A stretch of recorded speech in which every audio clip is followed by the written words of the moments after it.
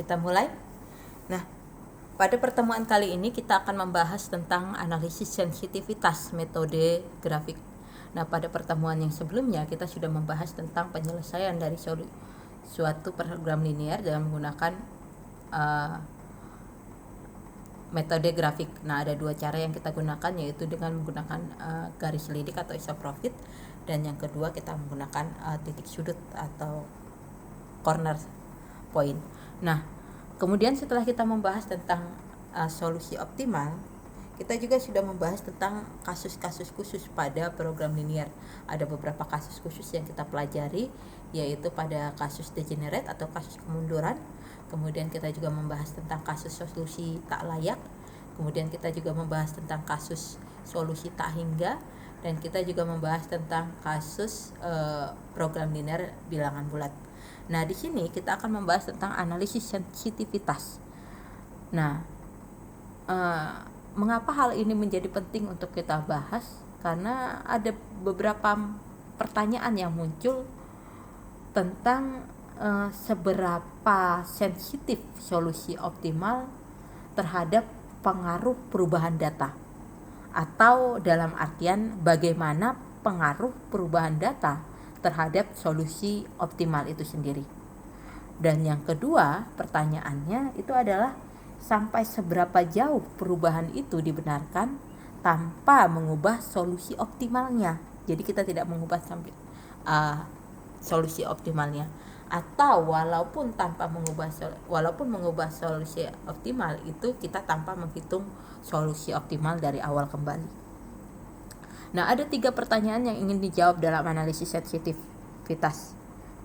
Yang pertama yaitu pembatas atau kendala atau constraint mana yang dapat dinaikkan dan seberapa besar kenaikannya dapat dibenarkan, sehingga kenaikan tersebut dapat menaikkan nilai fungsi tujuan atau nilai Z, tetapi tanpa melakukan perhitungan dari awal.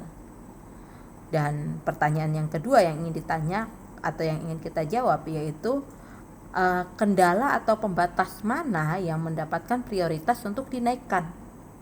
Dan pertanyaan yang ketiga itu adalah seberapa besar koefisien fungsi tujuan dapat dibenarkan untuk berubah tanpa mengubah solusi optimalnya. Nah, kalau dari 3 pertanyaan tersebut kita dapat menyimpulkan bahwa akan ada 2 perubahan dalam analisis sensitivitas, yaitu pertama adalah perubahan koefisien fungsi tujuan, dan yang kedua adalah perubahan dari fungsi pembatasnya atau kendalanya.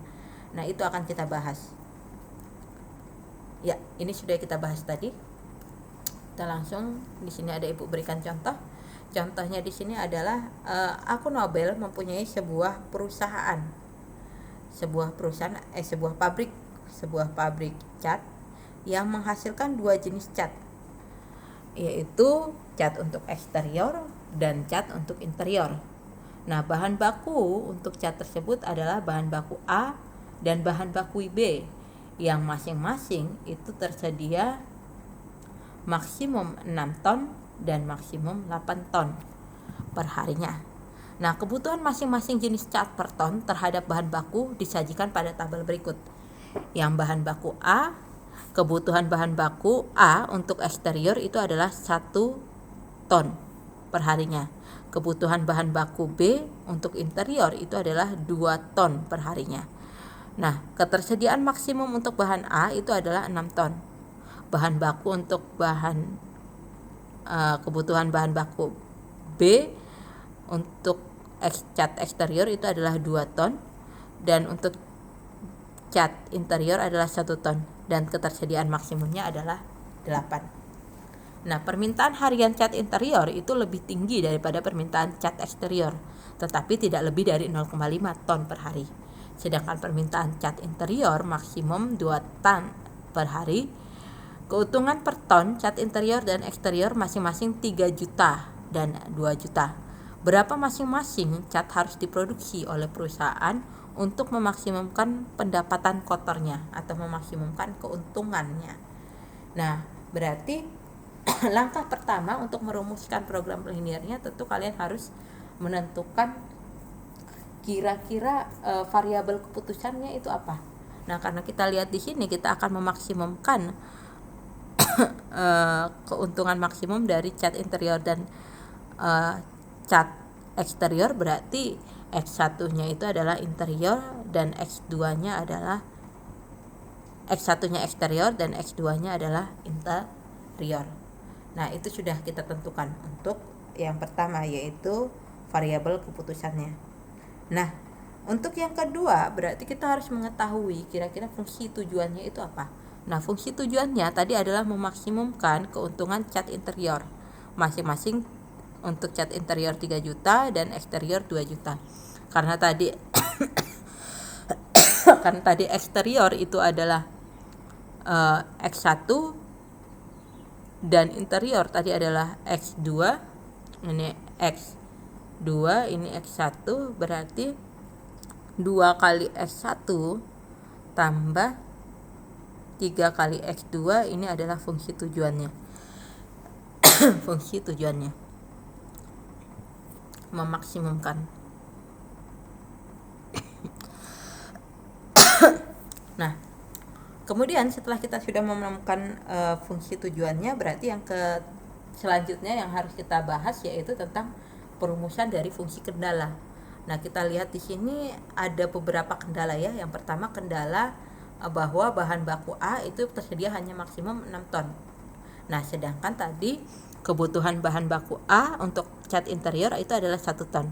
Kebutuhan bahan baku B untuk interior itu adalah 2 ton.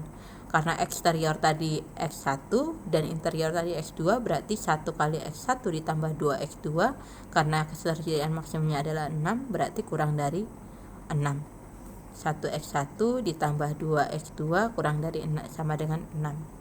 Nah, untuk bahan B, karena kebutuhan bahan baku per ton untuk cat eksterior itu adalah 2, dan kebutuhan bahan baku B untuk cat interior adalah 1, dan eksterior X1, interior X2, berarti 2 kali X1 ditambah 1 kali X2 itu kurang dari sama dengan 8. Nah, ini sudah kendala 1 dengan kendala 2.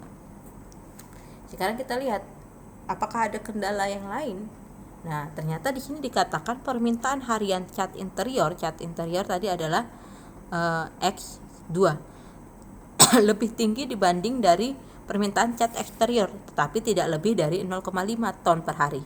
Oh, berarti X2 dikurang X1, karena tidak lebih berarti kurang dari sama dengan 0,5. Itu yang ketiga.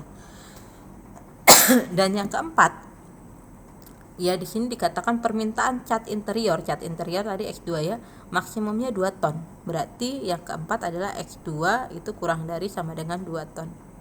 Ini yang keempat. Nah, ditambah dengan kendala non negatif, yaitu tidak ada cat yang negatif ya. Berarti X1 dan X2-nya itu pasti positif. Nah, selanjutnya setelah kita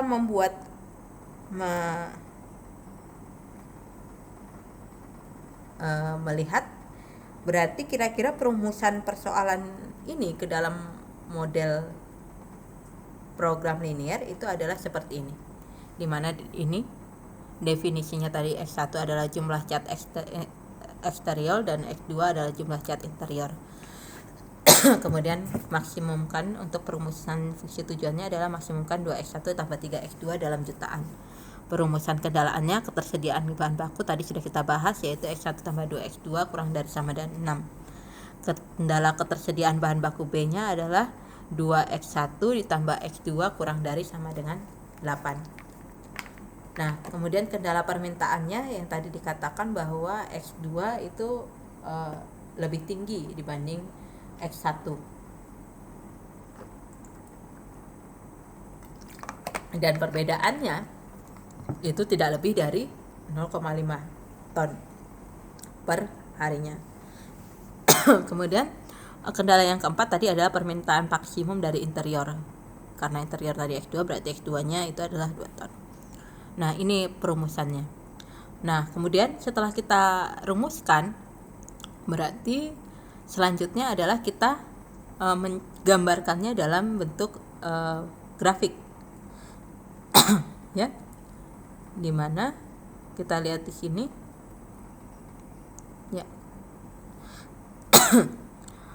Tadi kendala pertama yaitu kendala ketersediaan bahan baku A, yaitu X1 tambah 2 X2 itu kurang dari sama dengan 6. Ini kendala yang pertama.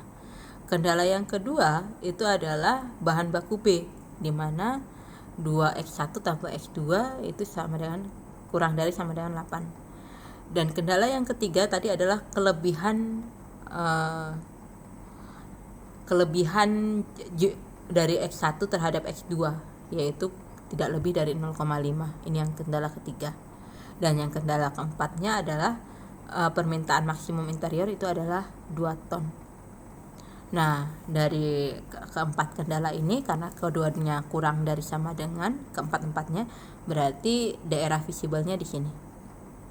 Nah, kemudian karena fungsi tujuannya itu adalah 2X1 tambah 3X2, berarti kalau kita gambarkan dengan menggunakan isoprofit atau garis lidik, berarti di X1-nya 3, di X2-nya 2. Kita gambarkan gini, kemudian kita tarik garis lidiknya, ternyata diperoleh D ini adalah titik optimal. Nah, titik optimal ini bisa diperoleh dengan cara mencari titik potong antara garis kendala 1 dengan garis kendala 2. Berarti kita cari di sini kendala 1-nya adalah X1 tambah 2X2 sama dengan 6, dan kendala 2-nya 2X1 tambah X2 sama dengan 8. Kita gunakan metode eliminasi saja untuk mencari X2 dulu, berarti X1-nya dihilangkan. Ini kali 2 kali 1 berarti 2X1 tambah 4X2 sama dengan 12. 2X1 tambah X2 sama dengan 8. Kita kurangkan berarti 3X2-nya sama dengan 4. X2-nya sama dengan 4/3. Karena X2-nya sama dengan 4/3, berarti disubstitusi ke X1 tambah X2 sama dengan 6, diperoleh X1-nya 10/3. Oh, berarti ini titiknya adalah 10/3,4/3 titik D-nya. Nah, karena kita peroleh titik D-nya adalah 10/3,4/3, dan nilai optimal tadi fungsi tujuannya adalah 2X1 tambah 3X2, berarti tinggal dimasukkan saja X1-nya 10/3 dan X2-nya adalah 4/3. Dimasukkan, berarti diperoleh seperti ini. Harusnya diperolehnya 20/3, ya sama sih, 20/3 ditambah 12/3 ya, hasilnya 32/3. 32/3 10,67 ya. Jadi 10 juta per hari. Itu solusi optimalnya. Nah, kita lihat di sini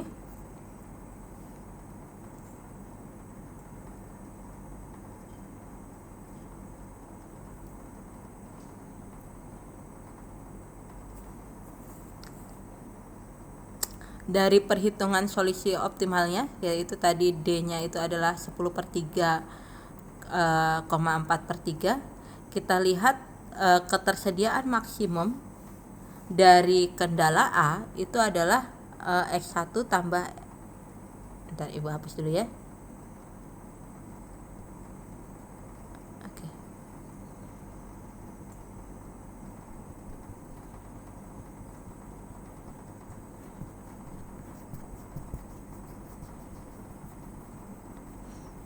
Nah,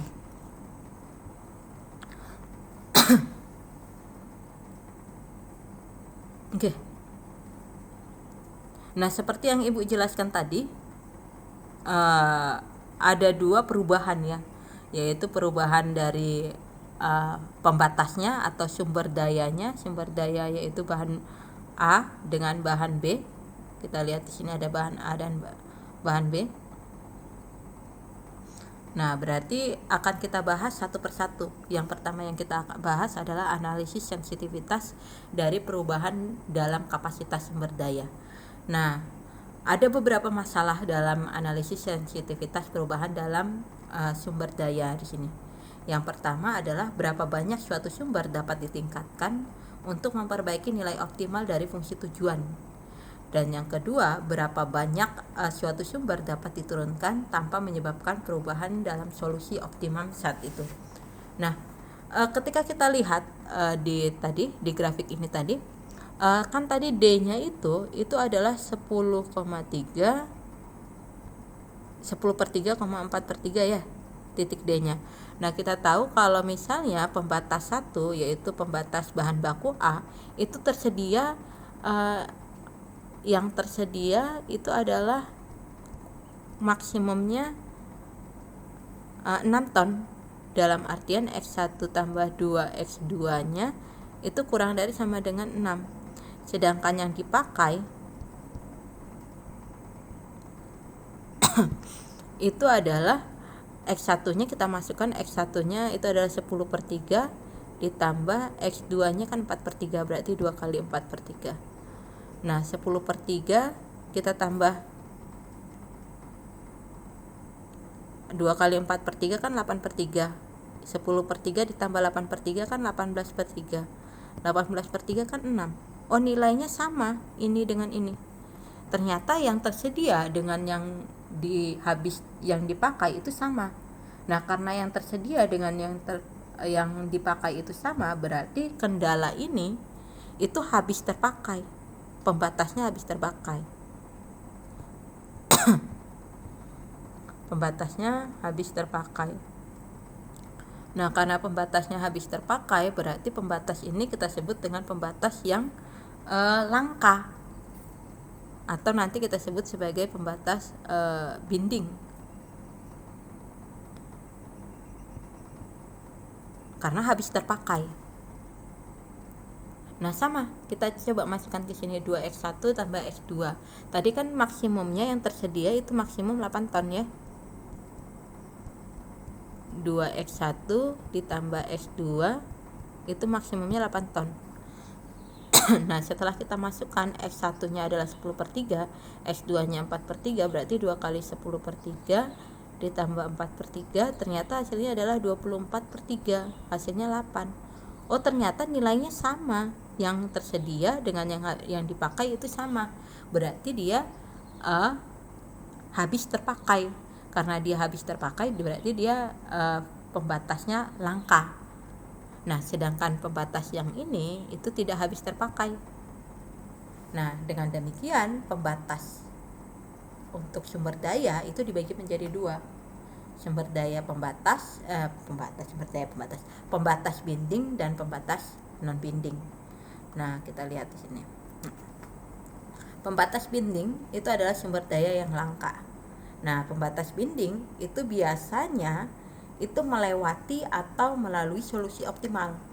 Nah, sehingga pembatas tersebut dianggap sebagai pembatas yang jumlahnya terbatas karena telah dilakukan atau telah digunakan secara optimal atau secara utuh. Nah, makanya kita sebut dia pembatas langka. Nah, sedangkan pembatas non binding atau pembatas berlebih itu adalah sumber daya yang berlebih. Dalam artian ini adalah pembatas yang tidak melewati atau tidak melalui solusi optimal, sehingga pembatas tersebut dianggap sebagai pembatas yang jumlahnya berlebih karena belum tentu belum digunakan secara optimal atau utuh. Nah, kita tahu tadi berarti pembatas bindingnya itu adalah ini dengan ini, pembatas pertama dengan pembatas kedua. Karena pembatas satu dengan kedua ini habis terpakai, berarti pembatas ini harus kita tambah atau kita naikkan. Sedangkan karena pembatas ini berlebih, berarti harus kita kurangkan. Berarti ada yang pembatas yang kita naikkan dan ada yang pembatas yang kita turunkan. Atau kalau pembatas binding itu kita naikkan, pembatas yang habis kita pakai itu kita naikkan. Sedangkan pembatas yang berlebih itu kita turunkan. Nah, kita bahas di sini seperti yang Ibu bahas tadi, pembatas 1 dengan 2 ini kita sebut sebagai pembatas binding dan ini non binding. Nah, kita bahas satu persatu, yaitu pertama untuk ini kan kita naikkan ya, yang 1 dan 2. Berarti kita naikkan pembatas 1 dulu. Pembatas 1 yaitu peningkatan pembatas 1. Nah, tadi kan pembatas 1 itu adalah batasnya itu adalah 6 ton ya maksimum. Bagaimana ketika dia batas maksimum dari bahan baku A itu adalah 6, maka solusi optimalnya awalnya itu tetap, yaitu ini ya, X1 nya 10/3, X2 nya 4/3, dan nilai optimal awalnya adalah 10,67. Nah, bagaimana ketika pembatas bahan baku A itu kita naikkan? Karena tadi langka kan, bimbingan kita naikkan. Bagaimana karena dia tadi habis, kita naikkan menjadi 7.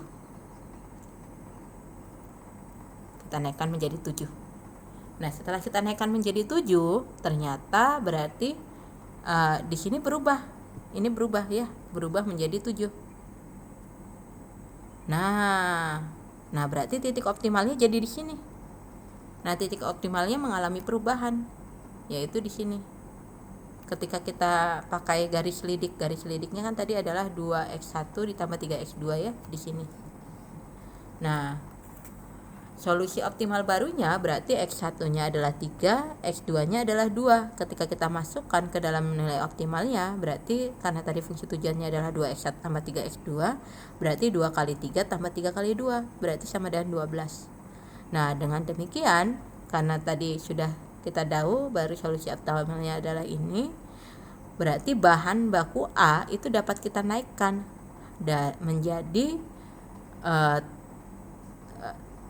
kita masukkan ke sini X1 tambah 2X2, berarti 3 ditambah 2 kali 2, yaitu 7 ton. Ya, kita ingat kalau bahan baku A itu bisa dinaikkan menjadi 7 ton, dan solusinya itu menjadi 12. Oke. Nah, bagaimana ketika kita naikkan lagi? Tadi kan kita naikkan 7. Bagaimana kalau kita naikkan menjadi 8? Nah, kita naikkan menjadi 8. Ya, ternyata daerah visible-nya tetap gini. Nah, kalau daerah visible-nya gini dan fungsi tujuannya 2x1 tambah 3x2, ternyata solusi optimalnya itu tetap di sini. Kalau solusi optimalnya dia tetap di situ, berarti solusinya optimalnya tidak berubah. Dia tetap 12. Nah, karena solusi optimalnya tidak berubah, berarti dengan demikian berarti batas penambahan bahan baku A itu adalah 7. Dan nilai optimalnya itu adalah 12. Nah, artinya penambahan bahan baku A lebih dari 7 itu adalah tidak berguna. Ingat ya, berarti batas penambahan bahan baku untuk bahan A itu adalah 7. Dan nilai optimalnya itu adalah 12. Nah, sekarang kita sudah menaikkan pembatas yang pertama. Nah, sekarang bagaimana kalau kita menaikkan pembatas yang kedua atau sumber daya yang B? Ingat tadi pembatas bahan baku B itu adalah 8 ton. Kita coba naikkan. Solusinya masih sama ya, seperti ini. Bagaimana ketika ini solusi awalnya? Bagaimana ketika kita naikkan pembatas yang B kedua, yaitu yang ini, kita naikkan menjadi 10. Kita naikkan menjadi 10. Nah, ketika kita naikkan dia menjadi 10, maka kita lihat di sini. Ya. Seperti ini daerah visible-nya. Nah, kalau daerah visible-nya gini, terus fungsi tujuannya kan tadi adalah 2x1 tambah 3x2 ya. Berarti di sini 3, di sini 2 ya. Kita tarik garis ini. Kemudian kita tarik garis lidik. Nah, diperoleh solusi optimal baru di sini. Titik optimal baru, yaitu titik kita mencari perpotongan antara 2x1 tambah x2 sama dengan 10 dengan x1 tambah 2x2 sama dengan 6. Kita kalikan 2 saja yang ini. Berarti menjadi 2x1 tambah x2 sama dengan 10. Kita kurangkan dengan 2x1 ditambah 4x2 sama dengan 12. Kita kurangkan.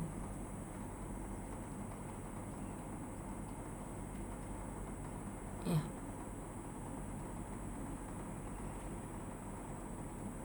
Berarti di sini negatif ya. 10 dengan 6. 2x1 tambah x2 sama kurang dari 10, x1 tambah 2x2 sama dengan 6. Kita kalikan 2, 4, kalikan 2, 12. Berarti negatif 3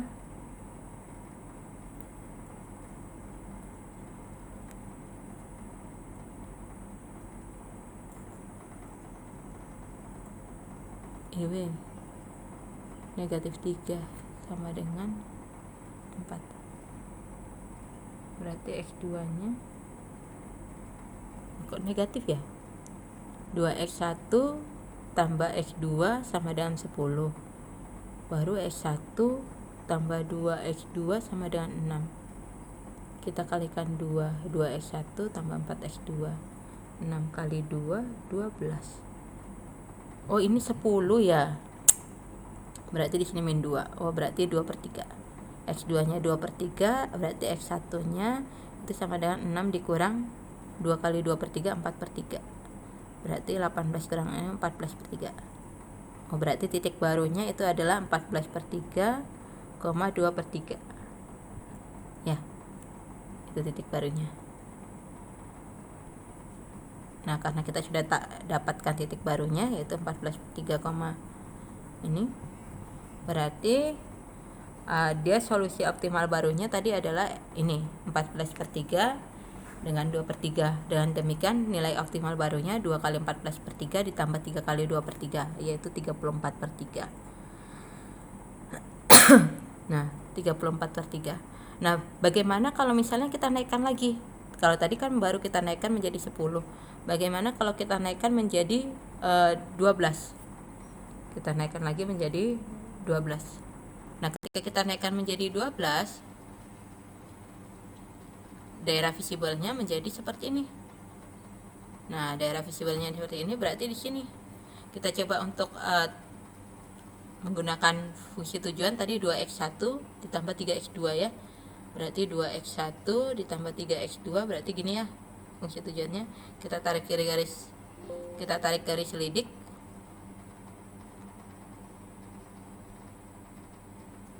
Kita tarik garis selidik.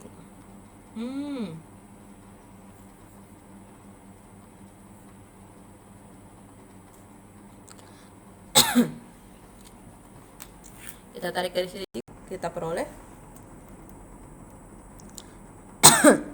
ya, ternyata solusi optimal barunya di sini yaitu x1-nya 6, x2-nya 0. Dan nilai optimal barunya berarti 2 kali 6 tambah 3 kali 0 sama dengan 12.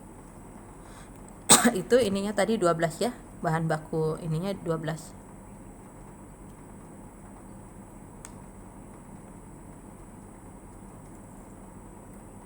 Nah bagaimana kalau misalnya kita naikkan lagi bahan baku B nya, kita naikkan lagi menjadi 14.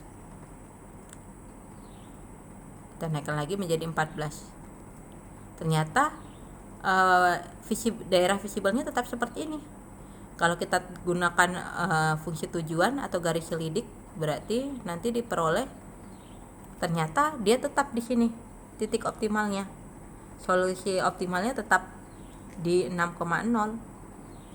Nah, karena solusi optimalnya tetap di 0,0 dan tidak berubah, dengan demikian berarti batas penambahan untuk bahan baku B itu adalah 12. Bahan baku B itu adalah 12. Kalau tadi bahan baku A batasnya itu adalah 7. Nah, karena bahan baku B batasnya adalah 12,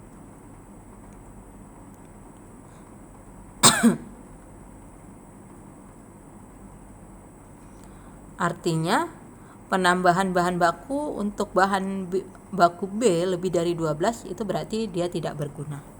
Nah, yang perlu diingat tadi batas bahan baku untuk A itu adalah 7 dan solusi optimalnya itu 12. Batas bahan baku B itu adalah 12 dan solusi optimalnya adalah 12. Nah, kemudian kalau tadi kan fungsi pembatas bindingnya kita naikkan, yaitu pembatas 1 bahan baku A dan pembatas 2 yaitu bahan baku B. Nah, berarti yang sekarang non bindingnya, pembatas yang berlebihnya. Kalau tadi pembatas bindingnya kita naikkan, berarti pembatas berlebihnya atau non bindingnya itu kita turunkan. Nah, kita mulai dari penurunan pembatas yang ketiga, yaitu selisih antara interior dengan eksteriornya itu kurang dari 0,5. Nah, bagaimana kalau misalnya kita turunkan ini menjadi negatif 1? Kalau kita turunkan dia menjadi negatif 1, berarti di sini menjadi X2 dikurang X1 kurang dari sama dengan negatif 1. Nah, karena di sini negatif, coba Ibu kalikan negatif masing-masing. Berarti di sini menjadi X1 dikurang X2. Ini karena dikali negatif berarti menjadi lebih besar dari 1. Nah, dengan demikian berarti pembatas yang ini itu kita ubah menjadi X1 dikurang X2 lebih besar sama dengan 1. Nah, gambarnya menjadi seperti ini. Dan daerah visible-nya atau hasil layaknya itu menjadi seperti ini. Nah, kita lihat dengan menggunakan garis selidik. Dengan menggunakan garis selidiknya masih 2x1 tambah 3x2 ya. 2x1 tambah 3x2 berarti di sini kita tarik.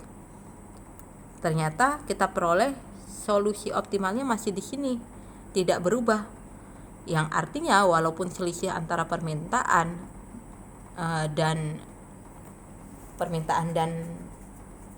interior dan eksterior itu lebih dari 1 ton, ternyata solusi optimalnya itu ya tetap di situ, dia tidak berubah. Nah, bagaimana ketika ini kita turunkan lagi? Kita turunkan menjadi 2, berarti X2 dikurang X1 nya itu lebih besar dari kurang dari sama dengan min 2 ya, persamaan awalnya tadi ya. Nah, berarti kita kalikan negatif sama, berarti di sini X1 dikurang X2, ini tandanya kita balik menjadi lebih besar dari 2. Nah, ini kita ganti ke sini. Oh, berarti menjadi ya. Nah, kita lihat perubahannya. Nah, daerah visible-nya menjadi seperti ini. Daerah visible-nya menjadi seperti ini, kita tarik garis fungsi tujuan 2x1 ditambah 3x2 seperti ini. Kita tarik, ternyata kita peroleh di sini dia tidak berubah solusi optimalnya. Tidak berubah solusi optimalnya walaupun selisih antara permintaan interior dan eksterior itu sudah lebih dari 2 ton. Dia tidak berubah.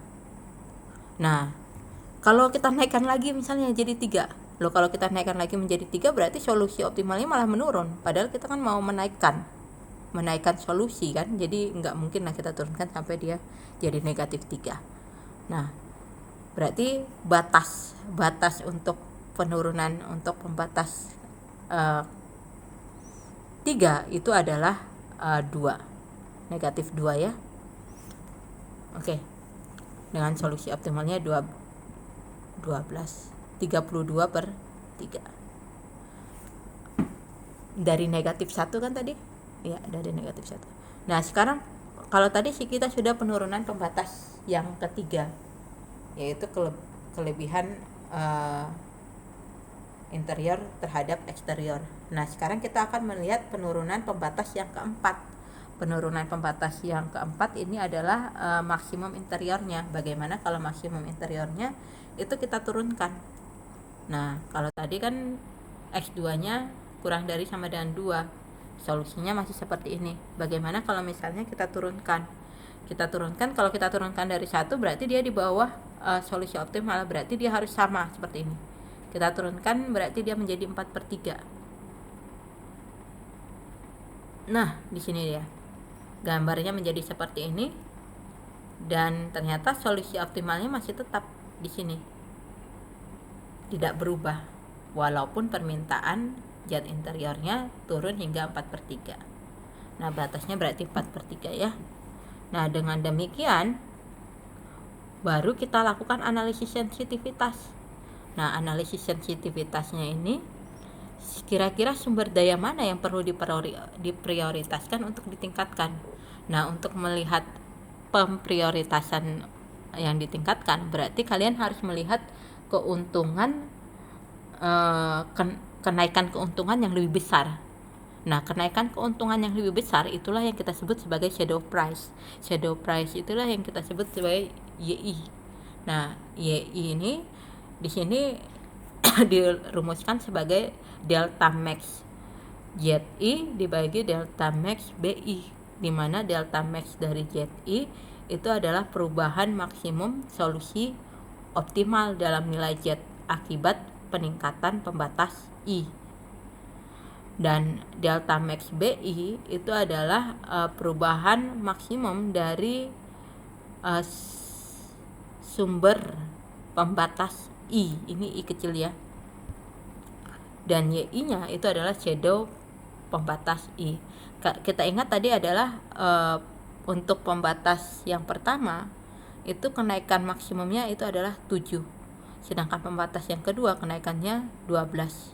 Ya. Yang awalnya tadi adalah 6. Kalau ini awalnya tadi adalah 8 ya. Kemudian waktu dia 6 itu keuntungannya adalah 32/3 ya.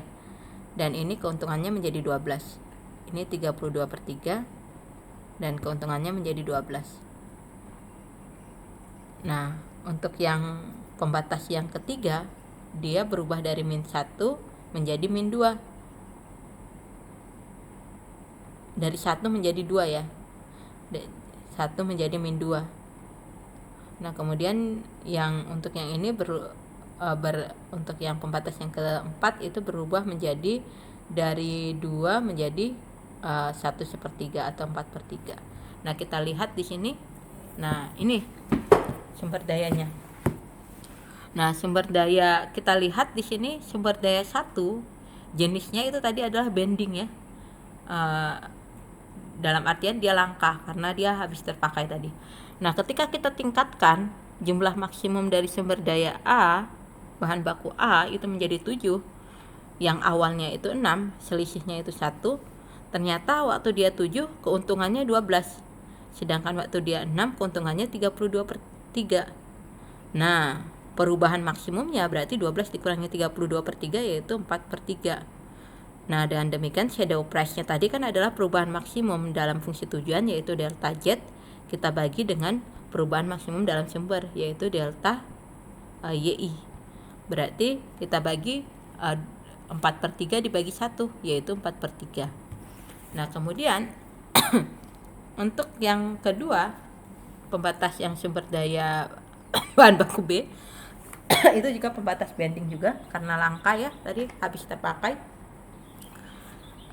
Waktu dia dinaik awalnya dia 8 dan keuntungannya 32/3, kemudian dinaikkan menjadi 12 dan keuntungannya naik juga menjadi 12. Nah, kita lihat di sini perubahan maksimumnya itu adalah 4 dan ini perubahannya adalah 4/3. Nah, berarti shadow price-nya itu adalah delta Z dibagi delta I. Delta Z-nya itu adalah 4/3, kita bagi dengan 4. Ya, delta Y-nya 4, berarti jadinya 1/3. Nah, sedangkan untuk berlimpah berarti kita lihat di sini untuk perubahan maksimumnya 0. Waktu fungsi tujuan berarti 0 bagi bilangan apapun ya 0. Nah, kita lihat di sini yang paling perubahan keuntungannya, kenaikan keuntungannya paling besar itu adalah di sumber daya 1. Nah, berarti sumber daya 1 itu atau bahan baku A itu harus mendapat prioritas dalam pengalokasian dana. Ya, seharusnya itu mendapat prioritas dalam pengalokasian dana. Kenapa dia mendapatkan prioritas? Ya karena tadi kenaikan keuntungannya lebih besar daripada yang lain. Di sini 1/3, di sini 0, di sini 0, sedangkan dia 4/3. Karena dia 4/3, makanya dia harus mendapatkan prioritas dalam pengalokasian dana. Sedangkan sumber daya ketiga dan keempat itu tidak perlu ditingkatkan. Karena dia kalaupun dia diturunkan lagi, tetap saja dia tidak mengakibatkan perubahan apa-apa seperti itu. Ya. Nah, itu untuk analisis sensitivitas perubahan dari pembatas atau constraint atau kendala atau sumber daya. Nah, sekarang kita akan membahas yang kedua, yaitu analisis sensitivitas dari fungsi tujuan.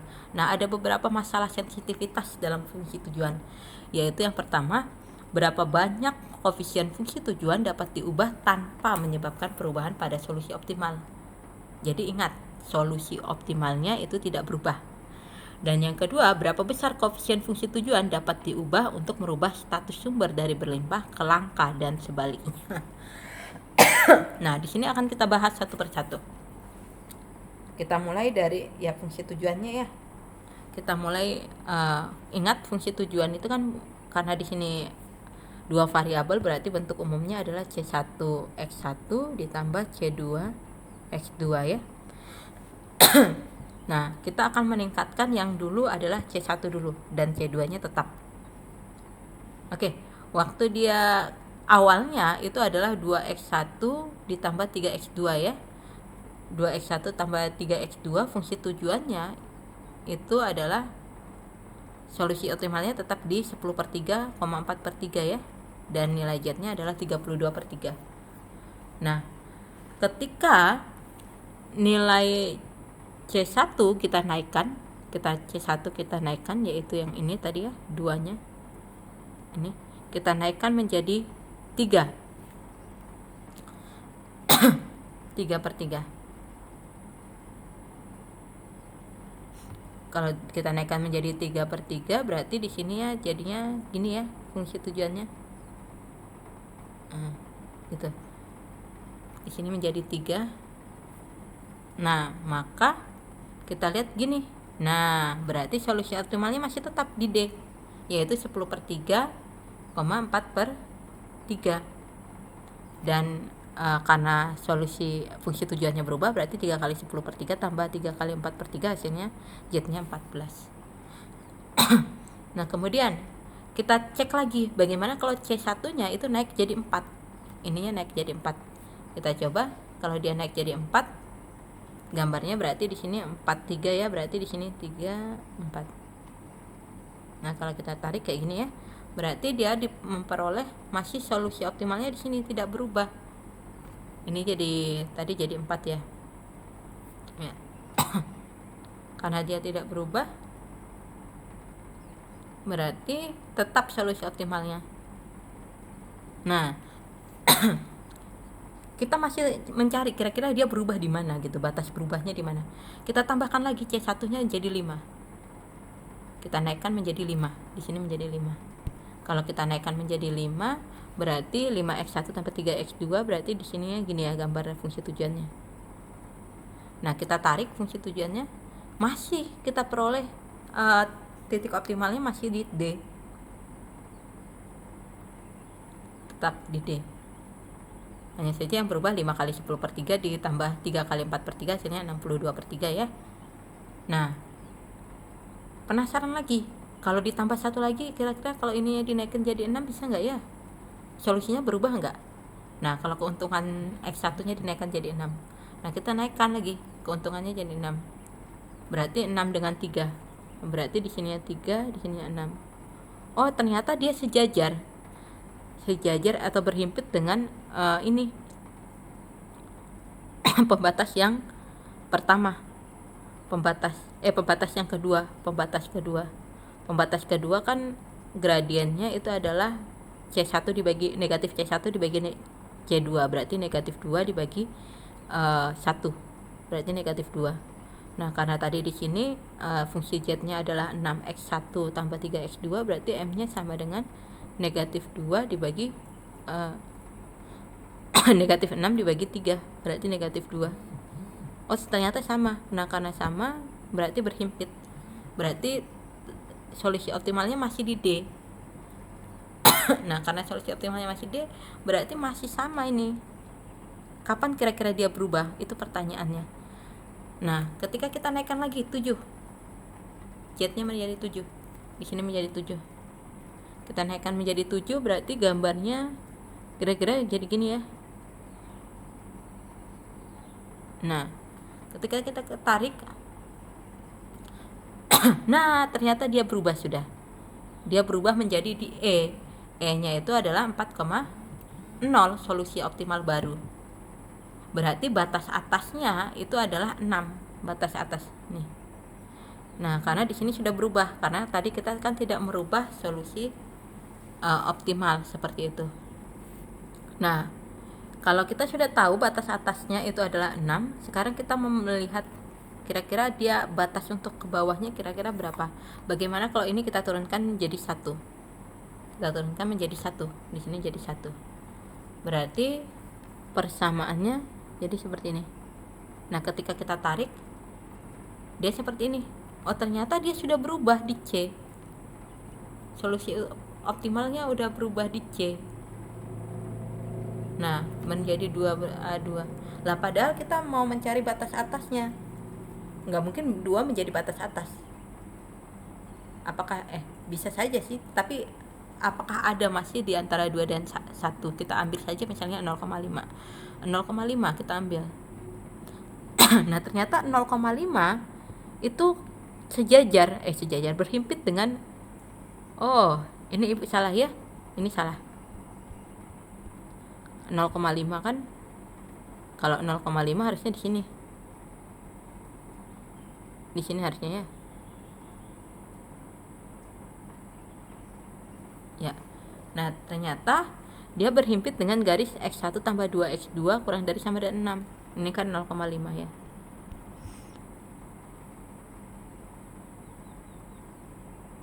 Nah, dia diturunkan menjadi 0,5. Berarti 0,5 negatif 0,5 dibagi 3 itu nilainya sama nggak? M1 nya berarti kan adalah negatif 1/6 ya.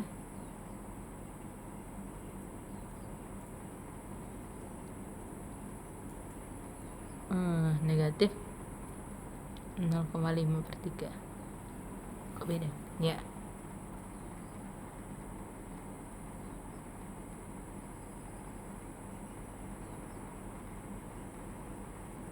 Oke. Nah, dengan oh, 1,5 ya, 3/2 ya, pantasan Ibu keliru. Berarti di sini negatif 3/2. Kalau negatif 3/2 berarti kemiringannya 3/2 bagi 3,5. Iya, berarti sejajar ini, benar. Ini salah. Nah, berarti negatif 3/2 dibagi 3 itu negatif setengah fungsi tujuannya. Sedangkan ini juga negatif setengah, berhimpit. Nah, berarti ketika batas atasnya ketika dia berhimpit dengan yang ini, garis pembatas yang kedua, batas bawahnya yang ini kan tadi, batas atasnya berhimpit dengan ini, batas bawahnya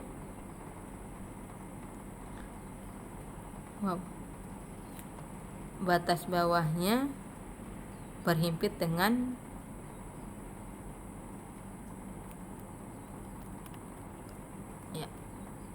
berhimpit dengan yang pembatas yang 1 tadi.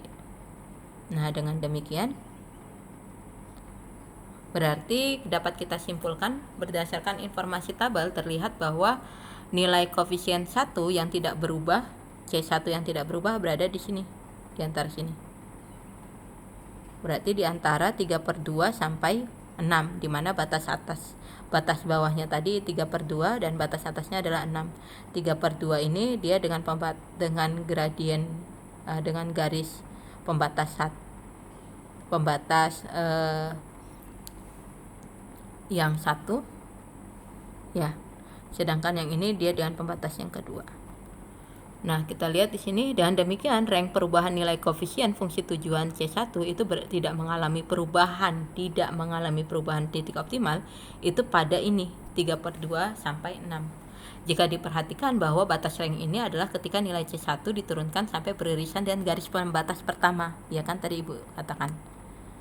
Dia beririsan sampai garis pembatas pertama. Jadi, dan ketika garis batas atas ketika dia beririsan dengan pembatas yang kedua. Nah, Artinya, jika saat ini keuntungan cat eksterior itu adalah 2 juta, maka selama keuntungan cat eksterior berada pada range 3/2 sampai 6, banyaknya cat yang harus diproduksi oleh perusahaan itu masih 10/3 ton untuk cat eksterior, dan untuk interior itu adalah 4/3. Nah, selanjutnya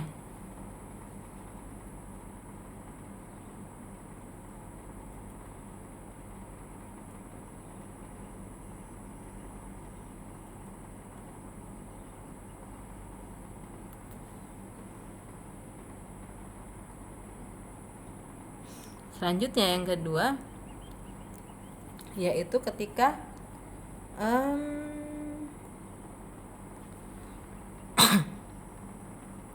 fungsi optimal dari C2-nya yang kita naikkan. C2-nya yang ini ya, berarti kita naikkan. Apakah solusi optimalnya tetap? Ya, kita naikkan menjadi 4. Kalau kita naikkan menjadi 4, berarti di sininya 4, di sininya 2. Berarti gini ya. Ketika kita tarik, berarti dia diperoleh D. Titik optimalnya di D. Nah, kalau titik optimalnya di D, berarti tetap solusi optimalnya ya. Nah, karena solusi optimalnya tetap, berarti kita naikkan lagi. Coba kita naikkan lagi menjadi 5. Kalau kita naikkan menjadi 5, berarti gini. Nah, ternyata titik optimalnya berubah menjadi C. Oh, berarti batas atasnya itu adalah 5. Batas atasnya adalah 4 karena berubahnya di 5 kan. Ini batas atasnya 4. Nah, kalau di sini berarti gradiennya itu sama dengan ketika dia dinaikkan sama dengan ini ya. Ya kan? Berarti kan ini kan gradiennya min 2/4, min setengah. Ini min 1/2. Sama dengan pembatas yang pertama justru. Dan yang ini ketika kita turunkan, kita lihat batas bawahnya, ketika kita turunkan menjadi 2,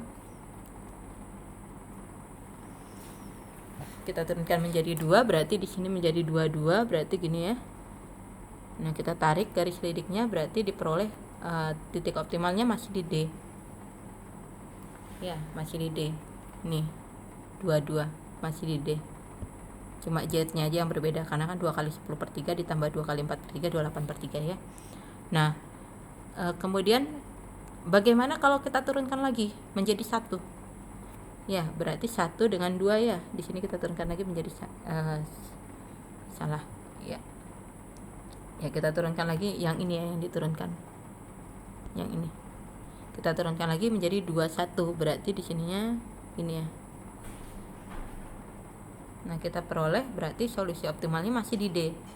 Karena solusi optimalnya D, berarti fungsi tujuannya masih tetap solusi optimal. Nah, kemudian kita turunkan lagi. C2-nya menjadi 0. Kalau C2-nya kita turunkan lagi menjadi 0, berarti kita baru mendapat solusi optimal yang baru. Oh, berarti batas bawahnya itu adalah 1. Batas bawahnya 1. Nah, kita lihat di sini. Solusi optimal baru. Nah, ini batasnya. Nah, dengan demikian berdasarkan informasi tabel berarti diperoleh terlihat bahwa jika nilai koefisien C2 diubah dari 1 hingga 4 itu tidak terjadi perubahan. Nih, kita lihat ketika dia diubah dari 1 sampai 4 tidak terjadi perubahan titik optimal. Dengan demikian range dari perubahan nilai koefisien fungsi tujuan C2 yang tidak mengalami perubahan itu adalah dari 1 sampai 4. Dimana tadi yang satu ini itu sama dengan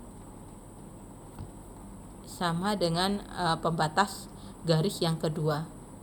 Sedangkan yang ini itu sama dengan pembatas garis yang 1, karena kan sama-sama setengah kan ini. Ya. Nah, artinya jika saat ini keuntungan cat interior itu 3 juta, maka selama keuntungan cat interior berada di antara 1 sampai 4, banyaknya cat yang harus diproduksi oleh perusahaan itu adalah 10/3 ton untuk cat eksterior dan 4/3 untuk cat interior. Nah, sekarang kita lihat di sini.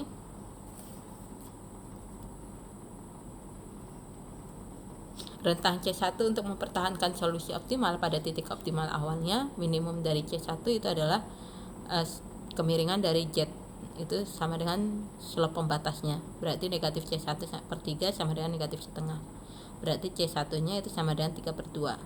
Nah, maksimum dari C1 itu adalah slope Z-nya, yaitu sama dengan slope pembatas 2, yaitu negatif 2/1 ya. Berarti C1 nya sama dengan 6. Nah, dengan demikian rentang C2 juga tadi sama.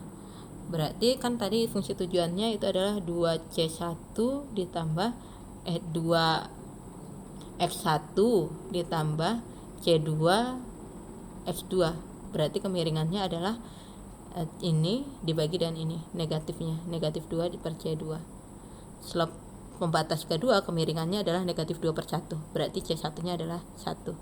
Negatif 2 per C2 itu sama dengan negatif setengah. Berarti C2 nya adalah 4.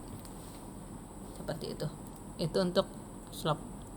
Nah, silahkan coba dikerjakan untuk soal, dikumpulkan saat UTS. Oke. Ibu akhiri. Selamat sore.